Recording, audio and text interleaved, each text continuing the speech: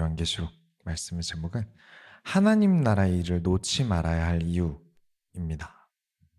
자, 우리가 지금까지 말씀을 통해서 우리가 진짜 예수 그리스도를 따르는 어린 양 무리가 되기로 했죠.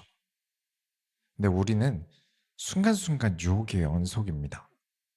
그래서 오늘 우리가 하나님 나라의 일을 끝까지 놓지 말아야 할 이유가 오늘 말씀을 통해 깨달아지는 은혜가 가득 넘치는 예배가 되길 축원합니다. 서론으로 들어가겠습니다. 예수의 승리를 노래하라. 우리가 지난주에 진짜만 아는 노래가 무슨 뜻이라고 말씀을 드렸죠? 공감대가 있다 라고 말씀을 드렸어요. 해보지 않은 사람은 알 수 없다.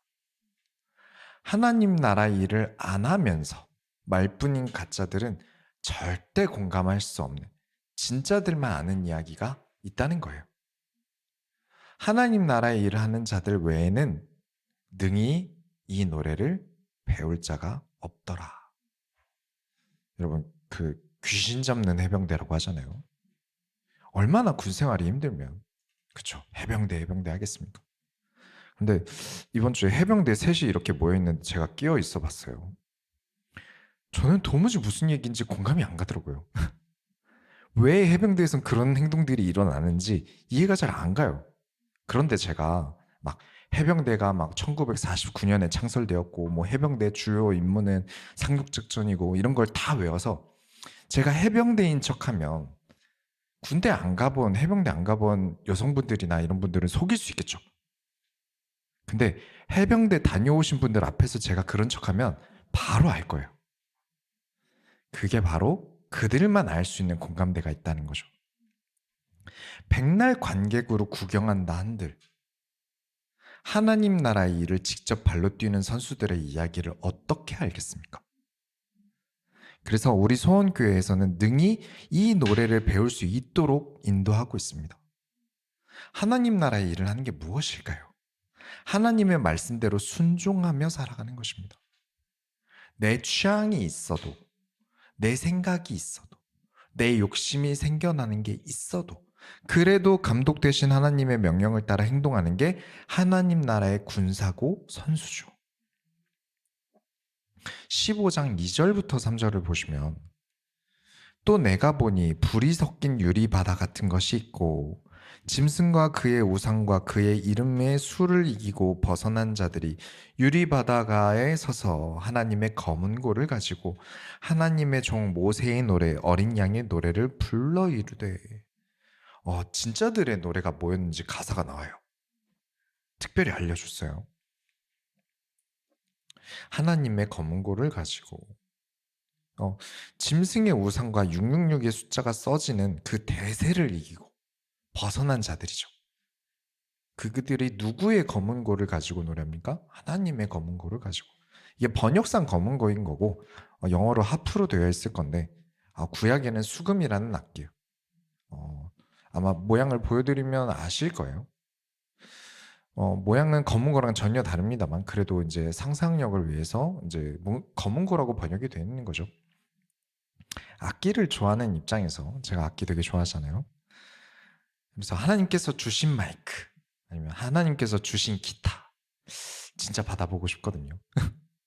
기타는 이게 넥감이라고 그래서 기타의 목 부분이 있는데 이 목이 얼마나 손에 착착 감기느냐가 굉장히 중요하거든요. 그래서 저는 그런 것들이 너무 궁금합니다. 저에 대한 천국에 대한 기대감이 또 상승되었어요. 근데 이 능히 배울 수 없다는 그 노래는 하나님의 종 모세의 노래래요. 왜 갑자기 모세의 노래일까요? 지난주에 사도들이 선지자들이 공통적인 이야기가 무엇이었는지 말씀을 드렸죠. 기억하십니까? 배신에는 익숙하다였어요. 늘 있는 일이다. 그러나 하나님 나라의 일을 나는 끝까지 완주하겠다. 예수님 오실 그날까지 나는 달려가겠다. 그래서 여러분 모세가 어떤 삶을 살았는지 한번 들어보세요. 모세는 이집트의 왕자로 태어났어요. 물론 태어나기를 이집트의 왕자로 태어난 건 아닌데 사실 그렇게 봐도 무관하죠. 태어나자마자 이렇게 강물로 떠내려가서 이집트로 들어갔으니까요. 근데 권세와 명예를 버리고 이스라엘 백성들을 이제 출 이집트를 시켰습니다. 맨날 스테이크 썰다가, 그쵸, 비싼 음식 먹다가 명품 옷 거치고 살다가 이제는 광야에서 겨우겨우 살아야 하는 상황이 온 거예요. 하나님께서 모세를 부르시고 내가 지시한 땅으로 가라라고 명령을 내리셨는데 그 명령을 따라 사는 게 지금 우리랑 같겠습니까? 광야에서 40년을 살았다니까요. 그래서 모세가 이 삶이 진짜 힘들었다는 말을 출애굽기에 굉장히 많아요. 모세가 굉장히 힘들어했다, 어려워했다라는 말이 굉장히 많아요. 백성들은 또 노예로 한 300년 정도 살았어요. 그러니까 지식도 어떤 인간으로서 기본이 없는 짐승 같고요. 뭐만 불만이면 모세를 죽이자 이러고 나와요. 뭐만 좀만 마음에 안 들면 모세를 죽이자. 사모님 저거 한번 봐주세요. 네. 그러면서 들고 일어나요. 진짜 엄청 고생을 많이 했다는 말이죠. 그렇게 고생해서 이제 가나안 땅 문턱까지 왔는데 하나님께서 모세에게 너 가나안 땅 못 들어가. 이것만 바라보고 살아왔는데 80년을 이것만 바라보고 살아왔는데 너 모세야, 너는 이제 가나안 땅 못 들어가. 넌 여기서 이제 죽는 거야. 이래 버리시는 거예요. 아니 하나님, 제가 고생을 80년을 했는데 이게 뭡니까? 이러야 하는데 모세가 따지질 않아요. 한 번은 말씀을 드려요. 그래도 들여보내주시면 안 됩니까? 라고 한 번은 얘기합니다. 근데 그 뒤로 그렇게 찡얼거리거나 따지지 않았어요. 아, 내가 못 들어가고 죽으면 여러분이라면 어떻게 하시겠습니까? 고생했잖아요. 대가가 있어야죠. 내 자식들에게, 아들들에게 좋은 자리, 권력자 자리 물려줘야겠죠. 그런 마음을 먹을 만도 하잖아요, 모세가. 근데 성경의 모세가 자기 아들들에게 그 무엇도 물려준 게 없어요. 처음 아들에게 이름을 지어준 그날 이후로 모세 아들들에 대한 기록이 없어요. 모세는 자기가 가나안 땅을 못 들어간다는 말을 들었을 때 뭘 했을까요? 자식에게 물려준 것도 없고 하나님께 가나안 땅에 들여보내달라고 떼도 안 쓴단 말이에요. 가나안 땅 들어가기 전에 하나님께서 자신을 불러가신다는 말을 듣고 모세가 뭘 했냐면요, 마지막으로 신명기를 씁니다. 신명기 신자가 무엇일까요? 매울 신은 아니겠죠. 대부분 새로울 신자로 알고 계세요. 근데 신명기는 되풀이할 신자를 씁니다. 그러니까 새로운 무엇을 준 게 아니라 지금까지의 모든 여정을 다시 한번 돌아보면서 백성들을 가르치기 시작해요. 지금까지 모세가 이스라엘 백성과 동행하면서 있었던 일들을 다시 상기시켜요. 그때 이런 일 있지 않았냐? 이때 우리가 무엇을 깨달았고 이때 이런 일 있지 않았냐? 하나님께서 그때 어떻게 하셨냐? 그러면서 백성들을 하나님께서 가르치신 것을 되풀이하면서 모세가 지금까지 걸어온 날을 가지고 백성들에게 가르칩니다. 무엇을 가르칠까요? 너희는 마음을 다하고 힘을 다하여 여호와 하나님을 사랑하라. 그를 따르고 그의 율법을 벗어나지 마라. 지금 맹세해라. 나는 너희 곁에 없다. 그러니 너희가 나 없어도 할 만큼 맹세해라. 오직 너희는 주만 따르라. 그렇습니다. 끝까지, 죽는 그 순간까지 마음이 가난해서 다른 거 쳐다보지도 않고 오직 하나님 나라를 위해서 달린 가장 좋은 본이 모세예요. 하나님 나라의 선수로서 가장 좋은 본을 보인 사람이 모세예요. 15장 4절에 주여 누가 주의 이름을 두려워하지 아니하며 영화롭게 하지 아니하오리까? 오직 주만 거룩하시니이다. 주의 의로우신 일이 이 나타냈음에 만국이 와서 주께 경배하리이다 하더라. 오직 주만 거룩하십니다. 결국은 주님께서 명령하신 대로 우리는 달렸습니다. 주님께서 승리하시니 모두가 주께서 하신 일을 경배할 겁니다. 근데 모세가 승리한 걸 봤습니까? 이스라엘 백성이 가나안 땅을 정복한 일을 모세는 못 봤단 말이에요. 근데 왜 이게 모세의 노래입니까? 확신하고 믿었다는 말입니다. 모세의 노래는, 어린 양의 노래는 우리 진짜 어린 양 무리는 이미 승리했다. 만국이 하나님 나라의 패배를 인정하고 하나님께 경배하였다. 아직 그날이 오지도 않았는데, 보지도 않았는데 우리는 승리했다라고 못을 박아버려요. 왜냐? 하나님께서 하자고 하셨으니까. 하나님께서 하신다고 하셨으니까. 그러면 믿는 겁니다. 믿는 자들의 승리의 날을 믿은 그 믿음의 공감대가 진짜들만 알 수 있는 노래예요. 저와 여러분은 어떻습니까? 우리의 삶은 어려운 게 사실입니다. 금리는 오르고 세계는 전쟁 중이고 모두가 이제는 주 7일 근무 안 하면 살아남기에도 힘든 세상이 왔고 이념끼리 싸우고 성별끼리 싸우고 세대 차이로 싸우느라 모든 게 나눠져서 마케팅하기도 너무 이윤이 안 나고 분명히 이 시점은 분명히 어렵습니다. 그런데 우리는 무엇을 믿습니까? 이 어둡고 이길 수 없을 것 같은 경기에 가짜들을 응원하는 관객석만 가득해 보이는 이 경기에 저와 여러분은 교회 감독이 되시는 예수 그리스도의 승리하셨음을 믿습니다. 승리하셨다. 승리할 것이다가 아니에요. 우리는 승리할 수 있을 것이다가 아니에요. 예수님께서 승리하셨다 라고 믿는 것입니다. 모세가 살았던 당시에 가나안 땅 이제 눈앞에서 정탐꾼을 보냈는데 땅은 거인이 가득하고 우리 이스라엘 백성은 메뚜기 같다면서 이스라엘 백성은 안 된다고 말했어요. 근데 그때 믿음의 사람들은 반드시 하나님 말씀대로 가자. 분명히 우리는 승리하실 것이다. 그들은 우리 밥이다. 라고 했었어요. 그렇죠? 우리가 부를 노래는 그들의 믿음과 같을 겁니다. 우리는 예수 그리스도께서 승리하셨다. 그래서 우리의 믿음은 무엇입니까? 예수 그리스도께서 마귀를 어렵게 이기셨다? 힘들게 이기셨다? 아니죠. 쉽게 이기셨다. 예수는 세상을 이기셨다. 세상은 분명 큽니다. 그러나 세상보다 예수님이 크십니다. 우리를 속이는 짐승들은 큽니다. 그러나 예수 그리스도의 십자가는 절대 그 짐승이 삼킬 수 없을 만큼 큽니다. 음악, 게임, 영화, 미디어 보면 안 됩니까? 아니요. 그 미디어보다 예수님이 크십니다. 그 믿음을 가진 자들의 말이 능히 이 노래를 배울 자가 없더라. 오늘도 말씀을 통해 승리의 노래를 부르는 모든 소원교회 성도님들이 다 되시길 예수 이름으로 축원합니다. 본론으로 들어갑니다. 마지막 때가 이르기 전에. 본론을 이해하기에 앞서서 여러분이 아셔야 되는 게 있어요. 제가 부교육자 때 참 많이 강의를 했었는데 이 강의는 되게 많이 했었는데 소원교회에서 이 이야기를 할 일이 많지는 않았어요. 무슨 얘기냐면 자, 예수를 믿지 않은 아직 구원을 받지 못한 사람과 예수를 믿고 구원받은 여러분은 무슨 차이가 있습니까?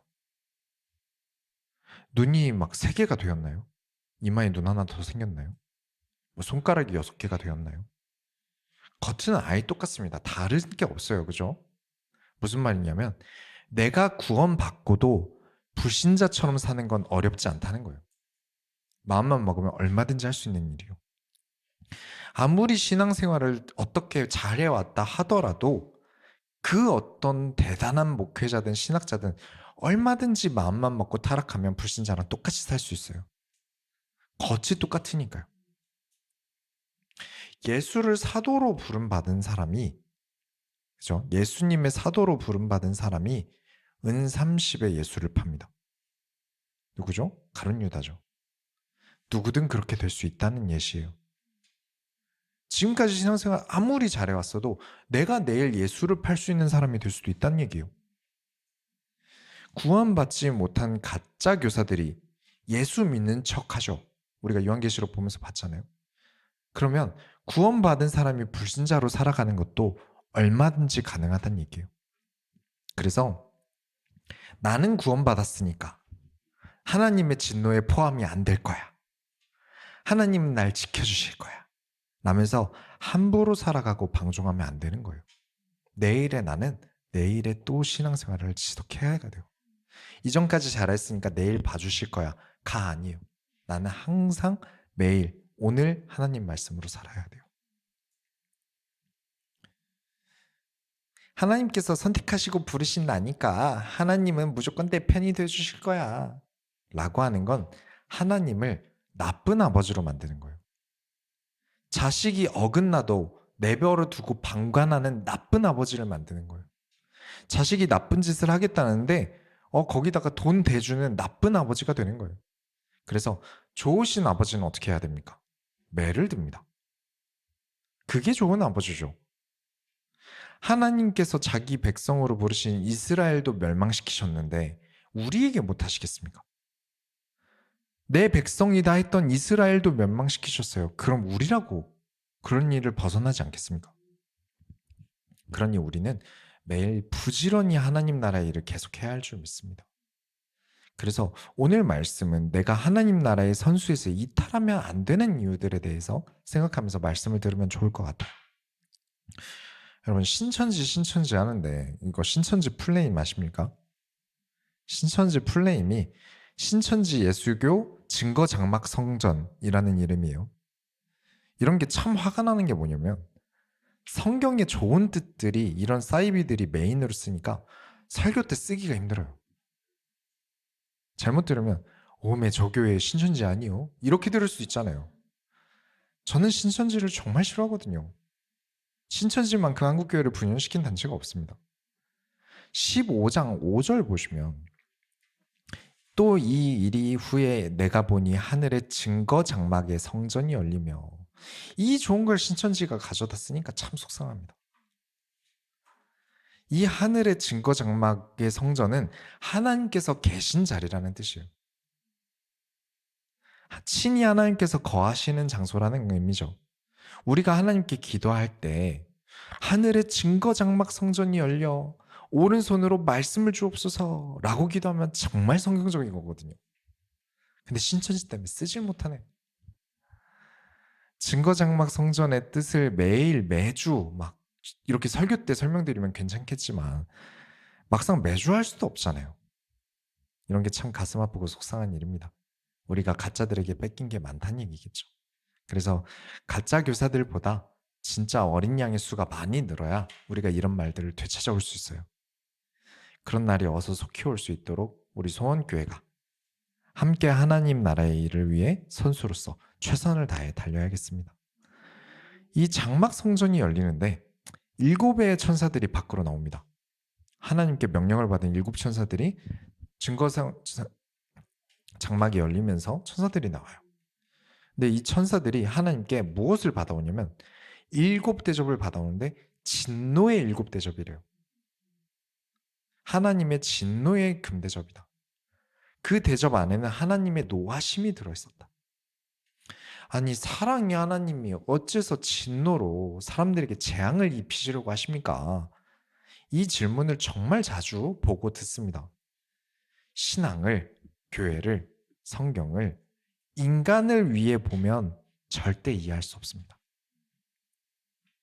얼마나 하나님께서 오래 참으시고 얼마나 많이 가르치시고 자신의 선수들을 희생시키시고 그죠? 선지자들과 많은 순교자들을 순교시키시면서 가르치셨어요. 그랬는데도 자기들이 하고 싶은 대로 하나님을 버려놓고 하나님은 그러시면 안 된대요. 아무리 그래도 하나님이면 사람을 인도해야죠. 그래도 천국에 보내주셔야죠. 그래야 공평한 거 아닙니까? 그렇지 않습니다. 자신의 아들을 내어주기까지 하셨는데도 하나님을 버렸잖아요. 뭘 더 해줘야 됩니까? 그런데 계속 더 주세요, 더 주세요. 더 주시길 바래요.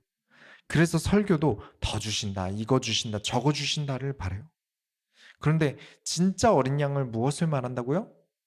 하나님께서 나한테 이걸 주셨어, 저걸 주셨어에 관심을 가지는 게 아니라 하나님께 나는 이것을 드렸어. 나는 하나님께 이렇게 드리고 있어. 라는 것에 관심을 가져요. 그게 진짜 어린 양이라고요. 개신교는 인간을 위해 장사치를 하려고 만든 종교가 아닙니다. 신께서 신을 위해서 만드신 것이고 인간도 신을 위해 만들어진 것입니다. 인간은 하나님을 위해 창조되었지 인간을 위해 하나님을 만든 게 아니잖아요. 인간의 창조 이유는 하나님의 영광을 위해, 하나님의 찬송이 되기 위해 창조되었습니다. 여러분이 가지고 계신 물건이 고장나면 가방끈이 끊어졌어요. 한 10,000원짜리 가방에 가방끈이 끊어졌어요. 그럼 여러분 어떻게 하십니까? 바느질 하시나요? 그냥 버리시죠. 근데 에르메스 가방이 끈이 좀 찢어졌어요. 버리실 분 계십니까? 팔든 고치든 하시겠죠. 나한텐 소중하고 귀하니까요. 하나님께서 창조된 인간이 재구실을 못하면 버리셔야죠. 하나님께서 인간이 너무 재구실을 못하고 하나님께 영광도 안 돌리면 버리셔야죠. 근데 우리를 너무나 사랑하셔서 몇 번이고 고치고 돌아오게 하고 계셨던 거예요. 포기하지 않으시고. 그런 인간이 하나님께 달라는 것만 많다고 하면 여전히 하나님께서 창조하신 인간의 재구실은 못하고 있다는 말입니다. 여전히 아직 고침을 못 받았다는 얘기예요. 그렇죠? 물론 당연히 처음 예수를 믿고 교회를 나온다는 건 원래 관객으로 시작하는 거죠. 좋은 경기를 관람하려는 개념으로 하나님께 이걸 달라 저걸 달라 하면서 신앙생활을 시작하는 거예요. 그런데 그건 신앙의 도입이지 신앙의 본론이 아닙니다. 진짜 신앙의 본론은, 진짜 신앙생활의 본 경기는 내가 하나님께 드리는 인생을 살아가면서부터 시작하는 거예요. 나 교회 다녀봤어 가 신앙생활 해본 게 아니라고요. 그거 아직 신앙생활 해본 거 아닙니다. 내가 하나님께 나의 인생을 드리는 그 시점부터가 신앙생활의 시작이에요. 그러니까 나 교회 다녀 봤는데 이게 문제고 저게 문제고 말하는 사람들은 아직 시작도 안 해본 사람들인 거죠. 16장 2절 보시면 첫째 천사가 가서 그 대접을 땅에 쏟음에 짐승의 표를 받은 사람들과 그 우상에게 경배하는 자들에게 악하고 독한 종기가 나더라. 이런 내용을 우리가 총 7째 천사까지 가야 돼요. 진짜 말세의 재앙이 악하고 독한 종기가 나는 재앙일 수도 있겠죠. 우리는 지금 말세가 아닙니다. 근데 이 시점에 이 구절은 우리가 어떻게 보고 또 교훈을 얻어야 할까요? 이 악하고 독한 종기는 곪은 상처예요. 그죠? 그냥 상처가 났다면 시간이 지나면 낫겠죠. 근데 낫질 않는 거예요. 계속 곪고 썩어 들어가요. 저는 이런 게 보여요. 만성적으로 하나님의 말씀이 들어가지 않는 마음의 상태로 보여요. 낫질 않는 거예요. 그 마음이. 종양은 어떻게 고쳐야 합니까? 친구 중에 외과 의사가 있어요. 그래서 수술에 대해서 여러 가지 이야기를 들어요. 잘라내야 한다고요. 그 마음에서 과감히 이 종양을 도려내야 하는데 나는 원래 이래. 나는 원래 이런 성격이야. 라면서 그 종양을 품고 살아가서 도무지 하나님의 말씀이 들어가지 않았다고요. 하나님 나라로 부름을 받아놓고 나는 그래도 스타일이 예수의 이름으로 라벨을 붙이기보다 이마에 예수의 이름을 쓰기보다 666이 더 힙해 보여. 이게 더 내 스타일이야. 그렇게 하나님의 말씀보다는 내 스타일을 따라가는 거예요. 여러분, 야구 선수가, 배구 선수가 나는 우리 팀 유니폼 색이 빨간색인데 나는 마음에 안 들어. 나는 보라색이면 좋겠어. 라면서 혼자 자꾸 유니폼을 보라색으로 만들어서 입고 오면 그 선수는 경기를 못 뛰어요. 심판도 감독도 그 선수더러 나가라고 할 거예요. 여러분, 교회는 취향을 따라가는 게 아니라 말씀을 따라가는 거예요. 이 소원교회는 여러분 때문에 있는 게 아니에요. 하나님 때문에 있는 겁니다. 하나님께서 인간을 만드신 이유가 하나님께 영광을 돌리기 위해서예요.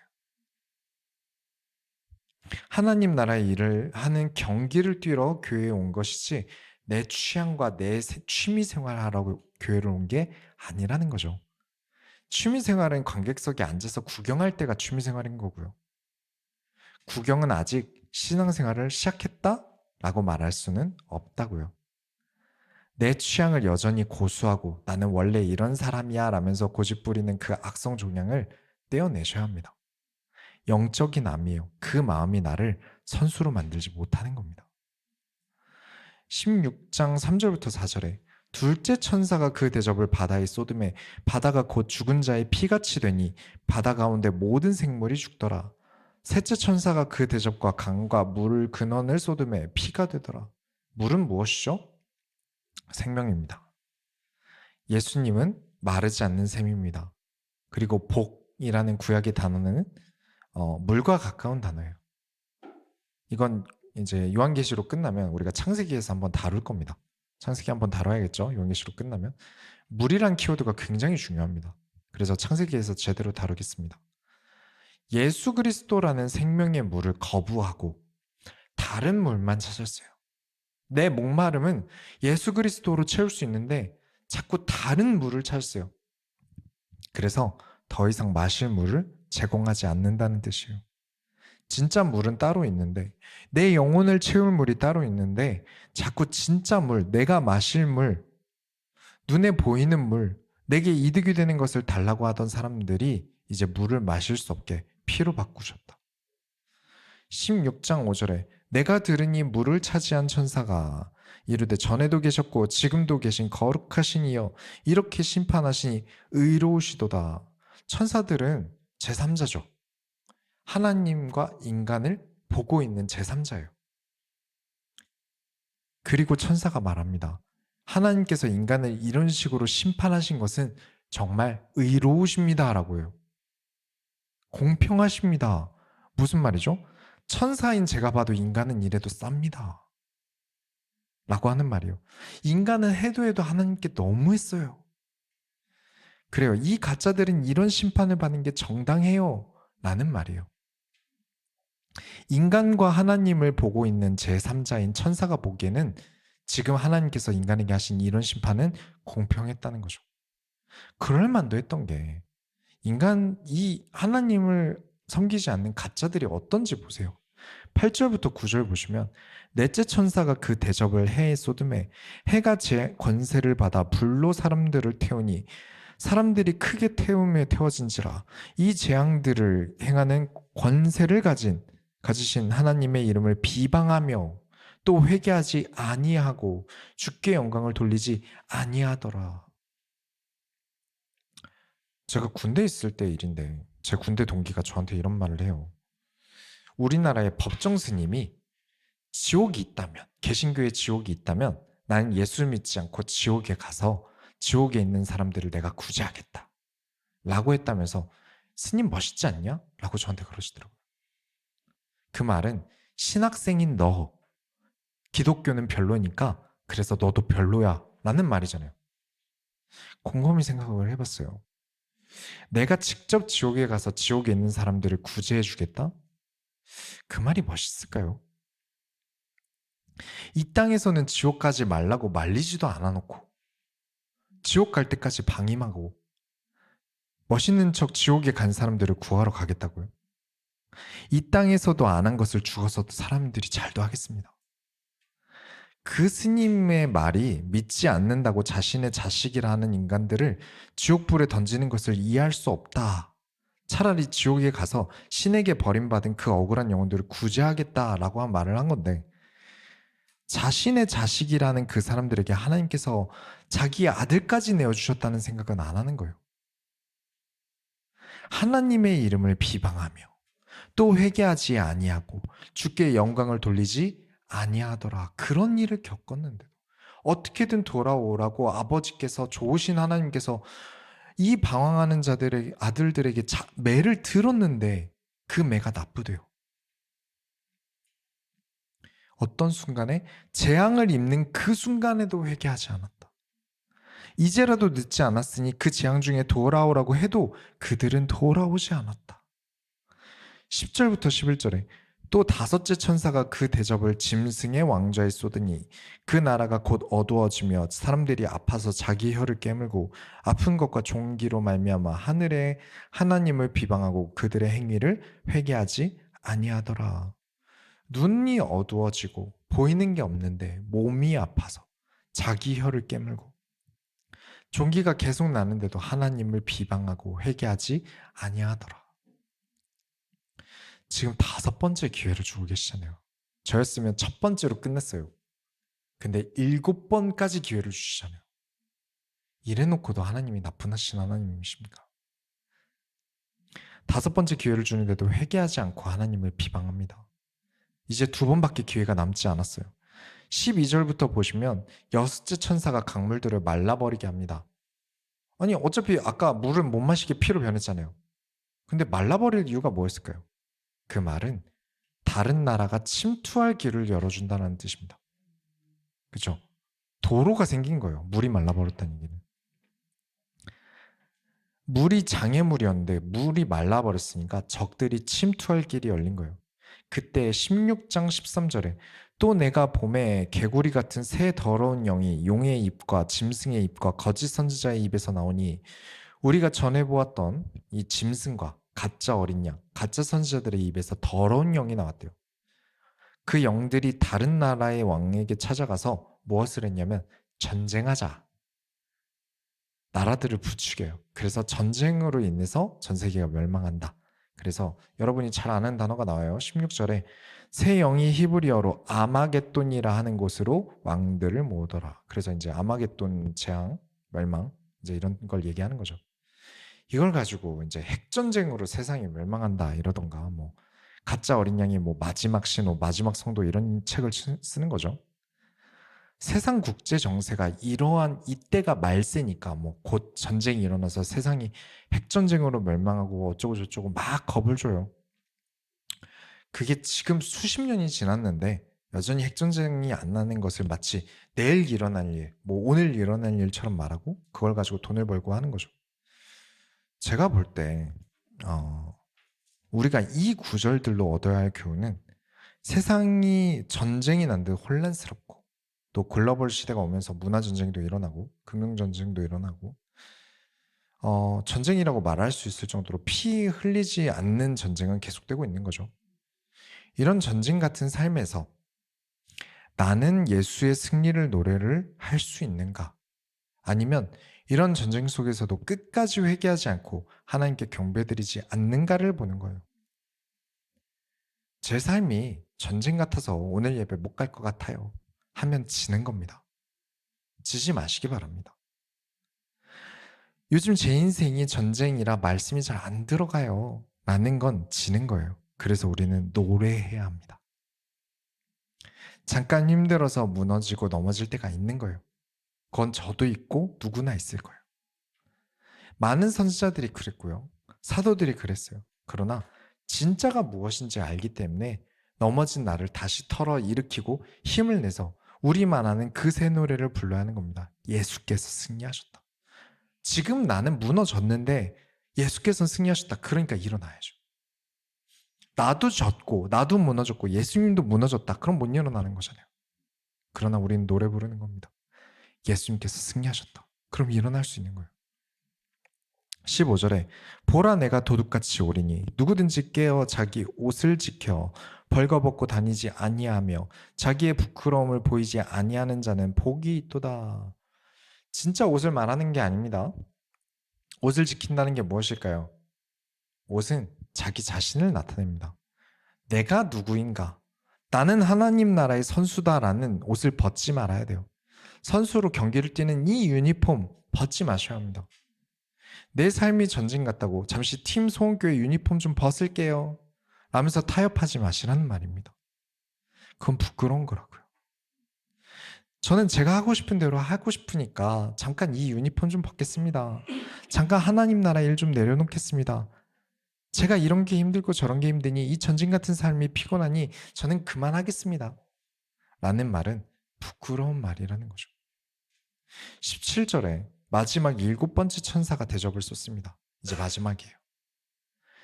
이제 번개와 천둥 소리가 나고 지진이 일어나면서 섬도 산도 다 없어지고 무너져요. 그렇게 세상이 멸망한다. 진짜 인류의 멸망을 말하는 것일 수도 있고 그렇겠지만 지금 우리는 지금 우리의 교훈을 얻어야 합니다. 섬도 산도 없다는 말은 무슨 뜻일까요? 6.25나 일제침략 때 그나마 좀 피해를 덜 본 사람들은 산이랑 섬으로 도망쳤대요. 갈 길이 바쁘니까 이게 전쟁 중이니까 그런 구석진데까지 잘 신경을 못 쓴 거죠. 섬도 산도 없다는 말은 더 도망칠 곳이 없다는 말입니다.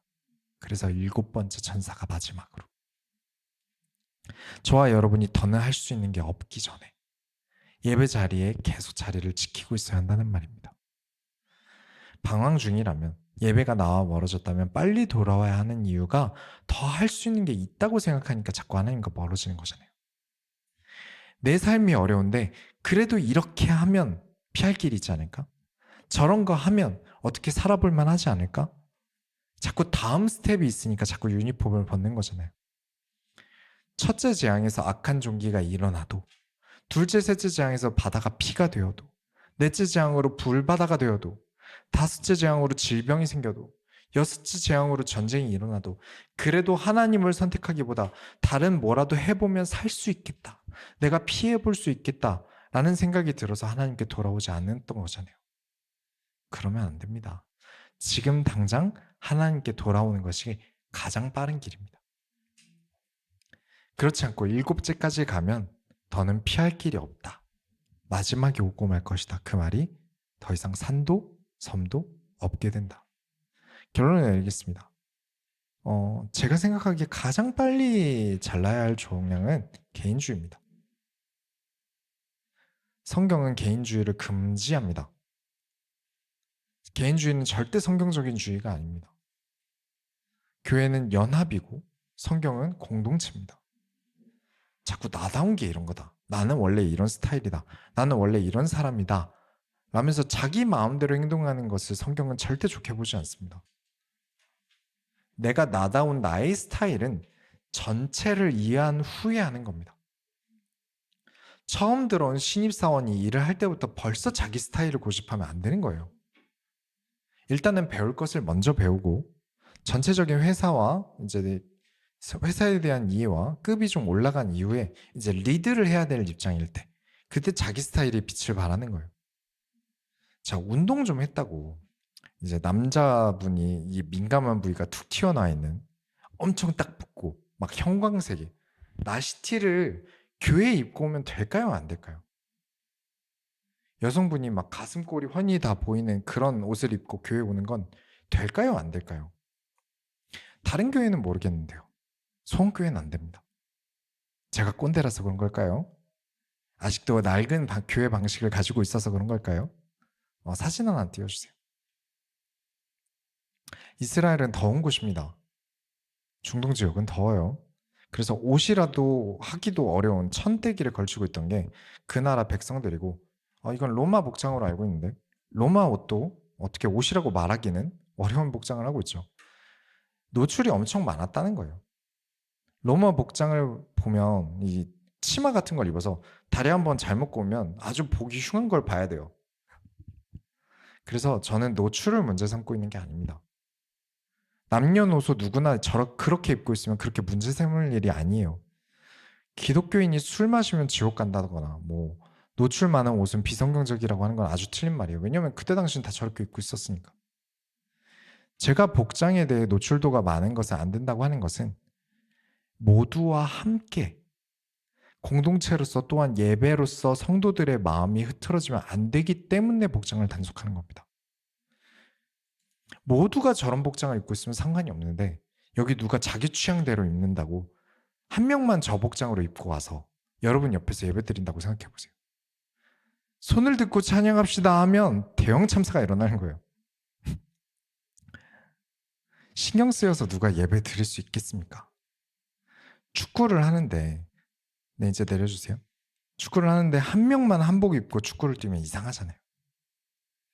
요가 옷에 레깅스 입고 장례식 가면 이상하잖아요. 그런 것처럼 교회도 입고 오면 이상할 수 있으니 지켜달라는 거죠. 여름에 슬리퍼 샌들 전 괜찮습니다. 여름에 나시티도 헬스인 나시티 말고 뭐 농구 유니폼 같은 나시티 정도는 괜찮아요. 그 정도는 얼마든지 괜찮습니다. 우리가 평이하게 누구나 이해할 수 있는 상황의 예배를 드리자는 거예요. 내가 내 옆 사람의 예배를 방해하지 않게, 말씀 듣는데 방해 요소가 되지 않게 입고 오자는 거죠. 저는 주일에는 웬만하면 아파도 아픈 티 잘 안 내려고 합니다. 작년에 오이 예배 때 설교하다가 갑자기 3초 정도 이제 의식을 잃었어요. 그리고 왼쪽 귀가 설교 끝날 때까지도 안 들리더라고요. 그래도 절대 티 안 내려고 노력했습니다. 사모님도 몰랐다고 하더라고요. 하나님의 말씀이 아닌 제가 드러나면, 목사님이 신경 쓰이면 말씀을 어떻게 성도들이 듣겠습니까? 목사가 하나님의 말씀이 선포되어지는데 방해 요소가 되면 안 돼요. 그건 성도도 마찬가지입니다. 내 옆 사람이 예배 드리는데 내가 방해 요소가 되면 안 돼요. 또 너무 티나게 문제가 있으면 어쩔 수 없이 기도해달라고 말씀을 드리죠. 얼마 전에 성도결절이 크게 왔었어요. 그래서 설교 전에 기도해달라고 말씀을 드린 이유가 성도님들이 혹시 목사님 감기거나 뭐 코로나신 거 아니야? 근데 여기서 설교하고 있는 거 아니야? 라고 의심할 수 있잖아요. 그러면 말씀을 받는데 제가 방해 요소가 되겠죠. 그래서 말씀을 드린 거예요. 안심하시라고.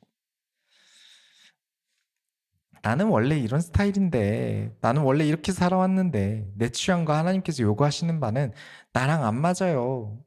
그래서 하나님을 버리고, 또는 하나님은 왜 그렇게 고집이 많으세요? 라면서 비방하고 자기 하고 싶은 대로 합니다. 그렇게 도망치기를 7째 재앙이 일어날 때까지 도망을 쳐요. 그러니 섬도 없고 산도 없어지는, 더 도망갈 곳이 없는 삶은 우리에게 찾아오게 되죠. 그래서 우리는 항상 무엇을 해야 합니까? 십자가의 나를 못 박아야 합니다. 어떤 가짜들도 나를 삼킬 수 없도록 자기를 부인하고 십자가의 나를 못 박아야 돼요. 그리고 순결해야 합니다. 지난주에 말씀드렸죠.